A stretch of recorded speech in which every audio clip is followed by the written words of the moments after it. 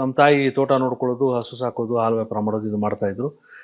ಅಲ್ಲೇ ಆ ಹಳ್ಳಿ ವಾತಾವರಣದಲ್ಲೇ ಬೆಳೆದ್ವಿ. ಆ ಹಳ್ಳಿ ವಾತಾವರಣ ಇದ್ದರೂ ಸಹ ನಮ್ಮ ತಾಯಿ ನನ್ನ ಅಲ್ಲಿ ಸ್ಕೂಲಿಗೆ ಸೇರಿಸ್ತೀರ ನನ್ನ ಕರ್ಕೊಂಬಂದು ಕಾನ್ವೆಂಟಿಗೆ ಸೇರಿಸಿದ್ರು. ಪಕ್ಕದಲ್ಲೇ ಫ್ರೆಜ್ ಟೌನ್ ಅಂತ. ನಮ್ಮ ಹಳ್ಳಿಯನ್ನು ಪಟ್ಟಣದಿಂದ ತುಂಬ ದೂರ ಏನೂ ಇರಲಿಲ್ಲ. ಬರೀ ಒಂದು ರೈಲ್ವೆ ಟ್ರ್ಯಾಕ್ ಬಾರ್ಡ್ರ್ ಅಷ್ಟೇ. ಈ ಕಡೆಗೆಲ್ಲ ಪಟ್ಟಣ ಇತ್ತು, ಆ ಕಡೆಗೆಲ್ಲ ಹಳ್ಳಿ ಇತ್ತು. ಸೊ ಅಲ್ಲಿಂದ ಕಾನ್ವೆಂಟಲ್ಲಿ ಬಂದು ಓದ್ತಾ ಇದ್ವಿ. ಎಲ್ಲರಿಗೂ ಬೆಳ್ಕೊಂಬಂದ್ವಿ. ಸ್ಕೂಲ್ ಆಯಿತು, ಹೈಸ್ಕೂಲ್ ಆಯಿತು, ಕಾಲೇಜಿಗೆ ಬಂದಮೇಲೆ ಲೈಫು ಒಂದು ಬೇರೆ ಥರ ಬದಲಾಯಿತು. SJRC ಕಾಲೇಜಲ್ಲಿ ಕಾರಣಾಂತರಗಳಿಂದ ನಾನು ಪದವಿನ ಪಡ್ಕೊಳಕ್ಕಾಗಿಲ್ಲ. ನಾನು ಮಧ್ಯದಲ್ಲೇ ನಿಲ್ಲಿಸ್ಬಿಟ್ಟು ಕೆಲಸಕ್ಕೆ ಸೇರಬೇಕಾದ ಪರಿಸ್ಥಿತಿ ಬಂತು. ಯಾಕಂದರೆ ಆರ್ಥಿಕ ಪರಿಸ್ಥಿತಿ ಸರಿ ಇರಲಿಲ್ಲ. ಹಾಗಾಗಿ BSc ಡಿಸ್ಕಂಟಿನ್ಯೂ ಮಾಡಿ ನಾನು HMT ವಾಚ್ ಫ್ಯಾಕ್ಟ್ರಿ ಕೆಲಸಕ್ಕೆ ಸೇರಿಕೊಂಡೆ. ಸರ್ ಅದು ಹೆಂಗೆ ಸರ್ ಅದು ನಿಮ್ಮದು ಆರ್ಥಿಕ ಪರಿಸ್ಥಿತಿ ಹದಗೆಡುತ್ತೆ? ಇರ್ಬೋದು, ನನಗೆ ಗೊತ್ತಿಲ್ಲ. ಬಹುಶಃ HMT ವಾಚ್ ಫ್ಯಾಕ್ಟ್ರಿಗೆ ಬಂದಾಗ ಅಲ್ಲಿ ನಾನು ಸಿನಿಮಾ ಬರೋದಕ್ಕೆ HMT ವಾಚ್ ಫ್ಯಾಕ್ಟ್ರಿ ಕಾರಣ ಅನ್ನೋದಕ್ಕಿಂತ HMT ವಾಚ್ ಫ್ಯಾಕ್ಟ್ರಿಯಲ್ಲಿ ಇದ್ದಂಥ ಒಬ್ಬ ವ್ಯಕ್ತಿ ಅಂತ ಹೇಳ್ಬೋದು ನಾನು. ಅವರು HR ಗೋವಿಂದರಾಜ್ ಅಂತ. ಅವರು ನಮ್ಮ ಡಿಪಾರ್ಟ್ಮೆಂಟಲ್ಲಿ ನಂಗೆ ಸೀನಿಯರ್. ಅವರು ಅಲ್ಲಿ HMT ವಾಚ್ ಫ್ಯಾಕ್ಟ್ರಿ ಆವತ್ತು ಪಬ್ಲಿಕ್ ಸೆಕ್ಟರ್ಸಲ್ಲಿ ಸಾಕಷ್ಟು ಲಲಿತಾ ಕಲಾ ಸಂಘಗಳ ಆಕ್ಟಿವಿಟೀಸ್ ನಡೀತಾ ಇತ್ತು. ಎಲ್ಲ ಸಂಘಗಳಲ್ಲೂ ಕನ್ನಡದ ಬಗ್ಗೆ, ಇನ್ನೊಂದರ ಬಗ್ಗೆ, ಯಾಕಂದರೆ ಕನ್ನಡದ ಬಗ್ಗೆ ಸಾಕಷ್ಟು ಹೋರಾಟಗಳು ನಡೀತಾ ಇದ್ದಾಗ ಇವತ್ತಿಗಿಂತ ಜಾಸ್ತಿ ಇತ್ತಲ್ಲ ಸರ್? ಇನ್ಫ್ಯಾಕ್ಟ್ ಹೌದು, ತುಂಬ ಜಾಸ್ತಿ ಇತ್ತು. ಯಾಕೆಂತ ಹೇಳಿದ್ರೆ ಆವತ್ತು ನಮಗೆ ಜೀವಮಾನಕ್ಕಿಯಲ್ಲಿ ಇದ್ದಿದ್ದು ಪಬ್ಲಿಕ್ ಸೆಕ್ಟರ್ಸಲ್ಲಿ ಎಂಪ್ಲಾಯ್ಮೆಂಟಲ್ಲಿ ಸಾಕಷ್ಟು ಹೊರ ರಾಜ್ಯಗಳ ಜನ ಇದ್ದರು. ಸೊ ಕನ್ನಡದವ್ರಿಗೆ ಕೊಡಬೇಕು ಅಂತ ಹೇಳಿ ಸಾಕಷ್ಟು ಹೋರಾಟಗಳು ನಡೀತಾ ಇತ್ತು, ಕನ್ನಡನ ರಕ್ಷಣೆ ಮಾಡಬೇಕು ಅಂತೇಳಿ. ಹಂಗಾಗಿ ಸಾಕಷ್ಟು ಲಲಿತ ಸಂಘದ ಆಕ್ಟಿವಿಟೀಸ್ ನಡೀತಾ ಇತ್ತು. ಸೊ ಅಲ್ಲಿ ನಮ್ಮ ನವೆಂಬರ್ ರಾಜ್ಯೋತ್ಸವ ತಿಂಗಳಲ್ಲಿ ಇಂಟರ್ ಡಿಪಾರ್ಟ್ಮೆಂಟಲ್ ಕಾಂಪಿಟೇಷನ್ ಅಂತ ನಾಟಕಗಳು ಮಾಡ್ತಾರೆ. ಅಲ್ಲಿ ಒಂದು ಡಿಪಾರ್ಟ್ಮೆಂಟಿಂದ ನಮ್ಮದು ಒಂದು 7-8 ಡಿಪಾರ್ಟ್ಮೆಂಟ್ ಇತ್ತು. ಸೊ ಒಂದೊಂದು ಡಿಪಾರ್ಟ್ಮೆಂಟಿಂದ ಒಂದು ನಾಟಕ ಅಂತ ಮಾಡ್ತಾರೆ. ಸೊ ನಮ್ಮ ಡಿಪಾರ್ಟ್ಮೆಂಟಿಂದ ಒಂದು ನಾಟಕ ತಗೊಂಡು ನಾನು ಆಗ ಸೇರಿ ಬರೀ ಒಂದು 3-4 ತಿಂಗಳಾಗಿತ್ತು ಅಷ್ಟೇ. ನಾನು ಸೇರಿದ್ದು ಆಗಸ್ಟಲ್ಲಿ. ಸೆಪ್ಟೆಂಬರ್, ಅಕ್ಟೋಬರ್, ನವಂಬರ್ಗೆ ಬಂದಿತ್ತು. 4 ತಿಂಗಳಾಗಿತ್ತು ಅಷ್ಟೇ. ನಾನು ಇನ್ನೂ ಟ್ರೈನಿಂಗ್ ಪೀರಿಯಡಲ್ಲಿದ್ದೆ. 1 ವರ್ಷ ಟ್ರೈನಿಂಗ್ ಪೀರಿಯಡಲ್ಲಿದ್ದೆ. ನಾನು ಕೆಲಸ ಮಾಡ್ತಾಯಿದ್ದೆ ನನ್ನ ಮಿಷಿನಲ್ಲಿ. ಆವಾಗ ಈ ಸೀನಿಯರ್ ವ್ಯಕ್ತಿ ಗೋವಿಂದರಾಜರು ಬಂದು, ನೀವು ನಾಟಕದಲ್ಲಿ ಪಾಠ ಮಾಡ್ತೀರಾ ಅಂತ ಕೇಳಿದ್ರು. ನನಗೆ ಒಂದಷ್ಟು ಶಾಕ್ ಆಯಿತು. ಯಾವ ಧೈರ್ಯದಲ್ಲಿ ಕೇಳ್ತಿದ್ದಾರೆ? ನಾನು ಇಲ್ಲ ಸರ್, ನನಗೇನು ಅಭ್ಯಾಸ ಇಲ್ಲ ನಾಟಕ ಇಟ್ಕೊಂಡು ಮಾಡಿ. ಇಲ್ಲ ನಿಮ್ಮ ಅಭ್ಯಾಸದ ತೊಂದರೆ ಇಲ್ಲ, ನಾವು ಮಾಡಿಸ್ತೀವಿ, ನೀವು ಮಾಡಿ ಅಂದರು. ನಾನಿಲ್ಲ ಸರ್, ನಾನು ಟ್ರೈನಿಂಗ್ ಪೀರಿಯಡಲ್ಲಿದ್ದೀನಿ, ನನಗೆ ಆ ಕಡೆ ಎಲ್ಲ ಕಾನ್ಸಂಟ್ರೇಟ್ ಮಾಡೋದು ಕಷ್ಟ ಆಗುತ್ತೆ, ಕೆಲಸಕ್ಕೆ ತೊಂದರೆ ಆಗುತ್ತೆ. ಅದೆಲ್ಲ ಏನು ಯೋಚನೆ ಮಾಡಿಬಿಡಿ, ನೀವು ನಿಮಗೆ ಅಫಿಷಿಯಲ್ ರಜಾ ಸಿಗುತ್ತೆ, ನೀವು ಅಂತ ಒಪ್ಪಿಗೆ ಕೊಡಿ ಸಾಕು ಅಂತ ಹೇಳಿದ್ರು. ಈ ಅಫಿಷಿಯಲ್ ರಜಾ ಅಂದ ಕೂಡಲೇ ಒಂಚೂರು ಆಸೆ ಆಯಿತು. ಮ್ಯಾನೇಜ್ ಮಾಡ್ಬೋದು ಸರ್. ಅದು ಹೌದಾ, ಹಾಗಾದರೆ ಸರಿ ಮಾಡ್ತೀನಿ ಅಂಥೇಳಿ ಒಪ್ಕೊಂಡು ಶಿವಕುಮಾರ ಸ್ವಾಮಿ ಅಂತ ಒಂದು ನಾಟಕ, ಅದರಲ್ಲಿ ಗುರಿನ ಪಾತ್ರ, ಆ ಪಾತ್ರಕ್ಕೆ ನನ್ನ ಆಯ್ಕೆ ಮಾಡಿದರು. ನಾವು ಮಾಡಿದ್ವಿ. ಆ ನಾಟಕ ತುಂಬ ಯಶಸ್ಸಾಯಿತು. ಅದಕ್ಕೆ ನನಗೆ ಪ್ರಶಸ್ತಿನೂ ಸಿಕ್ತು. ನನಗೆ ನಮ್ಮ ಜಯಂತಿಯವರೇ ಪ್ರಶಸ್ತಿ ಕೊಟ್ಟಿದ್ದು. ಅವಾಗ ಪ್ರಶಸ್ತಿನೂ ಸಿಕ್ತು. ಆಮೇಲೆ ಎಲ್ಲರೂ ಚೆನ್ನಾಗಿ ಮಾಡ್ತಿರಲ್ಲ ನೀವು, ಮಾಡ್ಬೋದಲ್ಲ ನಾಟಕಗಳು ಅಂತ ಅಲ್ಲೇ ಸುಮಾರು ನಾಟಕ ಮಾಡಿದಾಗ ಆಮೇಲೆ ಅಲ್ಲೇ ಲಲಿತಾ ಕಲಾ ಸಂಘದಲ್ಲಿ ತುಂಬ ಆ್ಯಕ್ಟಿವ್ ಆಗಿ ಶುರುವಾದೆ. ಅಲ್ಲೂ ಲಲಿತಾ ಕಲಾ ಸಂಘ ಸೆಕ್ರೆಟರಿನೂ ಆಗಿದ್ದೆ ನಾನು. ತುಂಬ ಆ್ಯಕ್ಟಿವ್ ಆಗಿದೆ. ಅಲ್ಲಿ ಎಲ್ಲರೂ ನನ್ನ ಉತ್ತೇಜನ ಕೊಡೋಕ್ಕೆ ಶುರು ಮಾಡಿದ್ರು. ದೇವರಾಜ್, ನೀವು ಯಾಕೆ ಹವ್ಯಾಸಿ ರಂಗಭೂಮಿಗೆ ಹೋಗಬಾರ್ದು? ತುಂಬ ಚೆನ್ನಾಗಿ ಮಾಡ್ತೀರಾ ನೀವು, ತುಂಬ ಟ್ಯಾಲೆಂಟ್ ಇದೆ ನಿಮಗೆ, ಹೋಗಿ ಅಂತ. ಸರಿ, ಇಷ್ಟು ಜನ ಹೇಳ್ತಿದ್ಮೇಲೆ ಏನೋ ಇರ್ಬೋದು ನನ್ನಲ್ಲಿ, ನೋಡೋಣ, ಪ್ರಯತ್ನ ಮಾಡೋಣ ಅಂತೇಳಿ ಅಲ್ಲಿಂದ ಕಲಾಕ್ಷೇತ್ರಕ್ಕೆ ಪ್ರಯಾಣ ಬೆಳೆಸಿದ್ವಿ. ಅಂದರೆ ನಾಟಕದ ಕಂಪ್ನಿ ಅಂದರೆ ಅವಾಗ ನಿಮ್ಮದು ಒಡನಾಟ ಸ್ಟಾರ್ಟ್ ಆಗಿದ್ದಲ್ಲ ಸರ್, ನಾಟಕ ರಂಗಗಳು ಸೇರ್ಕೊಂಡು? ಆಗ ನನಗೆ ಒಡನಾಟ ನಮ್ಮ ಅನಂತ್ ನಾಗವರು, ಶಂಕರ್ ನಾಗವರು, ರಂಜಿತ್ ರಾಯ್ ಅವರು, B ಜಯಶ್ರೀ, ನಾಗೇಶ್, ಈ ಅನೇಕ ಮಂದಿ, ಸುಮಾರು ಜನ ಇದ್ದರು. ಸಂಕೇತ್ ಕಾಶಿ, ನಮ್ಮ ಅವಿನಾಶು, ಅದರಿಂದ ಪ್ರಕಾಶ್ ರಾಜು, ಎಲ್ಲರೂ ಸುಮಾರು ಜನ ಆಗ ನಾಟಕದ ರಂಗದಲ್ಲಿದ್ದರು. ಆಗ ನಾಟಕದ ರಂಗ ತುಂಬ ಆ್ಯಕ್ಟಿವ್ ಆಗಿತ್ತು. 70s ತುಂಬಾ ಆ್ಯಕ್ಟಿವ್ ಆಗಿ ಇದ್ದಂಥ ಒಂದು ಸಮಯ. ನಮ್ಮ ಕಾರಂತರು, ಕಾರ್ನಾಡರು, ಲೋಕೇಶ್ ಅವರು, CR ಸಿಂಹ, ಶ್ರೀನಾಥ್, ಹೀಗೆ ದೊಡ್ಡ ಪಟ್ಟಿ ಅಷ್ಟು ಜನ ಕಲಾವಿದರು ಅಲ್ಲಿದ್ದರು, ಆ್ಯಕ್ಟಿವ್ ಆಗಿದ್ದರು. ಸರಿ, ಅಲ್ಲಿ ಬಂದೆ. ನಮ್ಮ ನಾಗೇಶ್ ಅವರು ತ್ರಿಪನಿ ಆಪೇರಾ ಅಂತೇಳಿ ಒಂದು ಇಂಗ್ಲೀಷ್ ನಾಟಕನ ಅನುವಾದ ಮಾಡ್ತಿದ್ರು.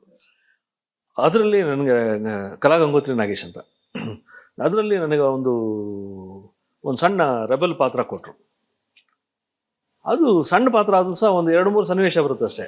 ಸಣ್ಣ ಪಾತ್ರ ಆದರೂ ಸುಮಾರು ಜನ ಗಮನ ಸೆಳೆಯುತ್ತದು. ಯಾರು ಚೆನ್ನಾಗಿ ಮಾಡ್ತಾನಲ್ಲ ಈ ವ್ಯಕ್ತಿ ಅಂತೇಳಿ. ಸೊ ಅಲ್ಲಿಂದ ಹೀಗೆ ಅಲ್ಲೊಂದು ಇಲ್ಲೊಂದು, ಆಮೇಲೆ ಸಂಕೇತಲ್ಲಿ ಬ್ಯಾಕ್ ಸ್ಟೇಜ್ ಮಾಡಿಕೊಂಡು ಮಾಡ್ತಾಯಿದ್ದೆ. ಆಮೇಲೆ ನಮ್ಮ B ಜಯಶ್ರೀಯವರು ಸ್ಪಂದನಲ್ಲೂ ಸೇರ್ಕೊಂಡಿದ್ದೆ, ಸ್ಪಂದನಲ್ಲೂ ಮಾಡ್ತಾರೆ. B ಜಯಶ್ರೀಯವರು ಕರಿಮಾಯ ನಾಟಕ ತಗೊಂಡಾಗ ಒಂದು ಭಾಳ ಮುಖ್ಯವಾದ ಪಾತ್ರ, ದೇವರಿಸಿ ಅಂತ ಒಂದು ಪಾತ್ರ, ದೇವರಿಸಿ ಅಂತ ಪಾತ್ರಕ್ಕೆ ನೀವು ಮಾಡಿದ್ದೇವ್ರ ನಾನು ಆಯ್ತು ಮೇಡಮ್ ಮಾಡ್ತೀನಿ ಅಂತ. ಸರಿ ರಿಹರ್ಸಲ್ಗೆ ಹೋದೆ, ಅವ್ರು ಸಿಕ್ಕಾಪಟ್ಟೆ ಡ್ಯಾನ್ಸ್ ಮಾಡಿ ತೋರಿಸು. ನಾನು ನಂಗೆ ಇಷ್ಟು ಡ್ಯಾನ್ಸ್ ಎಲ್ಲ ಬರೋಲ್ಲ. ನೀವು ಮಾಡ್ತೀರಾ, ನೀವು ಮಾಡಿ, ನಾನು ಮಾಡಿಸ್ತೀನಿ, ನಿಮ್ಗೆ ಯಾಕೆ ಅಂತೇಳಿ ಮಾಡಿಸಿದ್ರು. ಅದು ತುಂಬ ಪ್ರಸಿದ್ಧಿಗೆ ಬಂತು ನಾಟಕ. ನೀವು ಡ್ಯಾನ್ಸ್ ಮಾಡಿದ್ರ ಸರ್? ಮಾಡಿದೆ. ತುಂಬ ಪ್ರಸಿದ್ಧಿಗೆ ಬಂತು ನಾಟಕ ಅದು. ಇಡೀ ಥ್ರೂಔಟ್ ಇಂಡಿಯಾನೇ ತುಂಬ ಸಾಕಷ್ಟು ಹೆಸರು ಮಾಡ್ತದ್ದು. ಹೌದು, ಕೇಳಿದ್ರು ಮುಂಬೈ ಮತ್ತೆ ಎಲ್ಲ ಕಡೆ ಹೋಗಿ ಮಾಡಿದ್ದೀವಿ ನಾಟಕ. ಸರ್ ಆ ನಾಟಕ ಥ್ರೂಔಟ್ ಇಂಡಿಯಾ ಎಲ್ಲ ಕಡೆ ಟ್ರಾವೆಲ್ ಮಾಡಿದ್ದೀವಿ. ಅವತ್ತು ದೂರದರ್ಶನ ಇರಲಿಲ್ಲ, ಹೈದರಾಬಾದಲ್ಲಿ ಮಾತ್ರ ಒಂದು ಸ್ಟೇಷನ್ ಇತ್ತು. ಅಲ್ಲಿಂದ ಟೆಲಿಕಾಸ್ಟ್ ಮಾಡಿ ನಮ್ಮ ಗುಲ್ಬರ್ಗಾಗೆ ಬರ್ತಾ ಇತ್ತು ಅದು. ಲಿಂಕ್ ಮಾಡಿ ಲಿಂಕ್ ಆಗಿದೆ. ಆ ಟೈಮಲ್ಲಿ ಆ ನಾಟಕ ಅಷ್ಟು ಪಾಪ್ಯುಲರ್ ಆಗಿತ್ತು. ಹೈದರಾಬಾದ್ ದೂರದರ್ಶನ ನಮ್ಮನ್ನು ಕರೆದು ಟೆಲಿಕಾಸ್ಟ್ ಮಾಡಿ, ಇದು ರೆಕಾರ್ಡ್ ಮಾಡಿ ಟೆಲಿಕಾಸ್ಟ್ ಮಾಡಿದ್ರು ನಾಟಕನ. ನಾನು ಡೆಲ್ಲಿಯಲ್ಲಿ ನಾಟಕ ಮಾಡಿದಾಗ ಡೆಲ್ಲಿಯಲ್ಲಿ ಇದ್ದಂಥ ಮಹಾನ್ ವ್ಯಕ್ತಿಗಳೆಲ್ಲ ತುಂಬ ಅಪ್ರಿಷಿಯೇಟ್ ಮಾಡಿದ್ರು. ಡೆಲ್ಲಿ ಪತ್ರಿಕೆಗಳಿಗೆ ಹೆಡ್ಲೈನ್ಸಲ್ಲಿ ಅಪ್ರಿಷಿಯೇಷನ್ ಬರೆದ್ರು, ಲೈಟ್ನಿಂಗ್ ಪರ್ಫಾರ್ಮೆನ್ಸ್ ಹಂಗೆ ಹಿಂಗೆ ಅಂತ. ಅದು ನಾಟಕದಲ್ಲಿ ಸಾಕಷ್ಟು ಹೆಸರು ಬಂತು. ಅದು ಹಂಗೆ ಸಾಕ್ತಾ ಇತ್ತು. ನಂತರ ನಮ್ಮ ಶಂಕರ್ ನಾಗು ಮತ್ತು ನಮ್ಮ ನರಸಿಂಹನ್ನು, ಟಿ.ಎನ್. ನರಸಿಂಹನ್ನು, ಅವರು ನಮ್ಮ ನಾಟಕದ ನಿರ್ದೇಶಕರು. ಅವರು ಸಿನಿಮಾ ಮಾಡೋದಕ್ಕೆ ಹೊರಟರು. ತ್ರಿಶೂಲ ಅಂತ ಸಿನಿಮಾ ಬಾಲಾಜಿಯವರು ನಿರ್ಮಾಣ ಮಾಡಿದ್ರು ಅದನ್ನು. ಅದಕ್ಕೆ ನರಸಿಂಹನವರು ಮೇಯ್ನ್ ಕ್ಯಾಸ್ಟಿಂಗ್ ಬಿಟ್ಟು ಮಿಕ್ಕಿದವ್ರನ್ನ ನಾಟಕದ ಹುಡುಗರನ್ನ ಹಾಕೋತೀನಿ ಅಂತ ಪ್ರೊಡ್ಯೂಸರ್ ಜೊತೆ ಒಪ್ಪಂದ ಮಾಡ್ಕೊಂಡಿದ್ರು. ಅದಕ್ಕಾಗಿ ಸುಮಾರು ಜನ ಆಡಿಷನ್ಗೆ ಹೋಗ್ತಾಯಿದ್ರು. ನನಗೆ ಎಲ್ಲೋ ಮುಜುಗರ, ನಾವೇ ಸೆಲೆಕ್ಟ್ ಆಗ್ತೀನಿ, ಸಿನಿಮಾಗಿನ ಮಗಲ್ಲ ನಮ್ಮ ಸಂಬಂಧವೇ ಇಲ್ಲ, ಏನೋ ಬಿಡು ಅಂತ ಸುಮ್ಮನೆ ಕೂತಿದ್ದೆ. ನನ್ನ ಗೆಳೆಯ ಅವಿನಾಶ್ ಬಲವಂತ ಹೇಳ್ಕೊಂಡದ, ಬಾರೋ ನಿನಗೆ ಯಾಕೆ ಅಂತ. ಇಲ್ಲ ಕಣೋ, ಏನು ಕರೆದಿಲ್ಲ ಅವ್ರು ಕರೀದೆ ನೀವು, ನಾನು ಹೇಳ್ತೀನಿಲ್ಲ ಬಾ ನೀನು ನನ್ನ ಜೊತೆಲಿ ಅಂತ ಕರ್ಕೊಂಡೋದ. ಅಲ್ಲೊಂದು 70-74 ಜನ ಇದ್ದರು, ಎಲ್ಲ ನಮ್ಮ ಮಹಾ ಕಲಾವಿದರು. ನಮ್ಮ ಶ್ರೀನಿವಾಸ್ ಬಾಬು, ನಾಗೇಶು, ಸಂಕೇತ್ ಕಾಶಿ, ಅವರು ಇವರು ಸುಮಾರು ಜನ ಇದ್ದರು. ಒಂದು 70 ಜನ ನಾಟಕದ ಆರ್ಟಿಸ್ಟು ಆಡಿಷನ್ ಬಂದಿದ್ದರು. ದುರದೃಷ್ಟವಶ ಅವಿನಾಶ್ ಮೊದಲೇ ಮೇನ್ ಕ್ಯಾರೆಕ್ಟರ್ ಸೆಲೆಕ್ಟ್ ಆಗಿದ್ದ. ಈ ಆಡಿಷನ್ ಬಂದವರಲ್ಲಿ ನಾನೇ ಫಸ್ಟ್ ಸೆಲೆಕ್ಟ್ ಆಗ್ಬಿಟ್ಟೆ. ಅಷ್ಟು ಜನ ನೈಟ್ ಕ್ಯಾರೆಕ್ಟರ್ ನಾನೇ ಸೆಲೆಕ್ಟ್ ಆದೆ. ಬಾಕಿ ಒಂದು 3-4 ಜನ ಬೇರೆ ಬೇರೆ ಕ್ಯಾರೆಕ್ಟರ್ಗಳು ಸೆಲೆಕ್ಟ್ ಆದರು. ಸರಿ, ಅದು ಅಲ್ಲಿಂದ ಸಿನಿಮಾ ಪ್ರಯಾಣ ಶುರುವಾಯಿತು. ಅದಕ್ಕೆ ಮುಂಚೆ ಒಂದು ಪ್ರಯತ್ನ ಮಾಡಿದ್ದೆ, ವರ್ಕೌಟ್ ಆಗಿರಲಿಲ್ಲ. ಸರಿ, ಇದು ಮೈಸೂರಿಗೆ ಶೂಟಿಂಗ್ ಹೋದ್ವಿ. ಮೈಸೂರಲ್ಲಿ ಶೂಟಿಂಗ್ ನಡೀತು. ಮೈಸೂರಲ್ಲಿ ಶೂಟಿಂಗ್ ಮುಗಿಸಿ ನಾನು ಬೆಂಗಳೂರು ಬರೋಷ್ಟರಲ್ಲಿ ಆಗಲೇ ಸಾಕಷ್ಟು ಸುದ್ದಿ ಆಗೋಗಿತ್ತು.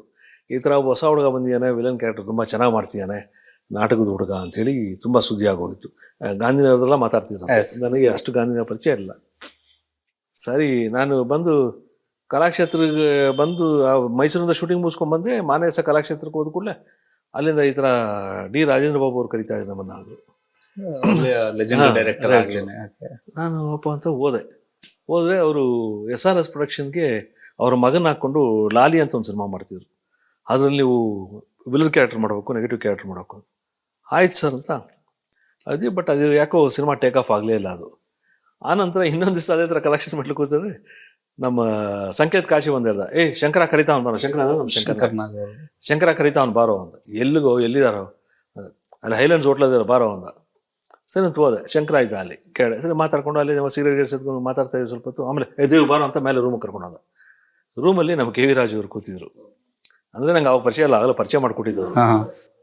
ಕೇಳಿದ್ರೆ ಶಂಕರ ಅವಾಗೆ, ರಾಜು ನೋಡು, ಶಂಕರ ಒಂದು ಪಿಕ್ಚರ್ ಪ್ರೊಡ್ಯೂಸ್ ಮಾಡ್ತಿದ್ರು ಕೂಗು ಅಂತೇಳಿ, ಅನಂತ್ ನಾಗ್ ಅವರು ಹೀರೋ. ಅದರಲ್ಲಿ ಜರೀನಾ ಒಬ್ಬ ಹೀರೋಯಿನು. ಅದರಲ್ಲಿ 3 ಯೂತ್ಸ್, ರೆಬಲ್ ಯೂತ್ಸ್ ಕ್ಯಾರೆಕ್ಟರ್ ಇತ್ತು. ಆ 3ರಲ್ಲಿ ಒಂದು ಕ್ಯಾರೆಕ್ಟರ್ ನನಗೆ ಅಂತ ಸೆಲೆಕ್ಟ್ ಮಾಡೋದು. ಸೊ ಅಲ್ಲಿ ಅವತ್ತು ಆ ಸಿನಿಮಾದಲ್ಲಿ ಮಾಡಿದ್ಮೇಲೆ KV ರಾಜು ಅವರಿಗೆ ನಮ್ಮ ಬಗ್ಗೆ ತುಂಬ ಒಳ್ಳೆ ಅಭಿಪ್ರಾಯ ಬಂತು. ಒಳ್ಳೆ ಕಲಾವಿದ, ಚೆನ್ನಾಗಿ ಮಾಡ್ತಾನೆ ಅಂತ. ಕಂಟಿನ್ಯೂಸ್ ಆಗಿ ಸಿನಿಮಾಗಳಲ್ಲಿ ಕ್ಯಾರೆಕ್ಟರ್ ಬರೆಯೋಕ್ಕೆ ಶುರು ಮಾಡಿದಾಗೆ. ಅವ್ರು ಮಾಡಿದ ಸಿನಿಮಾಲಿ ಎಲ್ಲ ಕಡೆನೂ ಇತ್ತು. ಹಾಗೆ ನಮ್ಮ AT ರಘು ಅವರು, ಸುಮಾರು ಜನ.